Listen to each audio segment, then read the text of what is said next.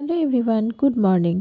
রাজস্থান যোধপুরের টেম্পারেচার কিন্তু আজকে 8 ডিগ্রি সকালের টেম্পারেচার, তবে বেলা বাড়ার সাথে সাথে টেম্পারেচার অনেক বাড়তে থাকে। কুমড়ো, শিম আর সেই সাথে সজনে ডাঁটা, মটরশুঁটি দিয়ে একটা মিক্স ভেজাবে। মাম্মাকে দেখেছো কেমন দুষ্টুমি করছে? যাই হোক, ওকে দেখার জন্য যে মেয়েটা আসে এখনও এসে পৌঁছয়নি।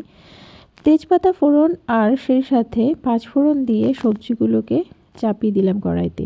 তার মধ্যে আছে বেগুন, কুমড়ো, ডাঁটা, ডাঁটা মানে সজনে ডাঁটা, আছে মটরশুঁটি, দুটো কাঁচা লঙ্কা আর স্বাদ মতো নুন আর সেই সাথে হলুদের গুঁড়ো আর কিছুটা আদা পেস্ট দিয়ে ভালো করে এটাকে নেড়ে চেড়ে নেব। তারপরে কিছুটা হয়ে আসলে পরে আমি এটা ঢাকা দিয়ে দেব।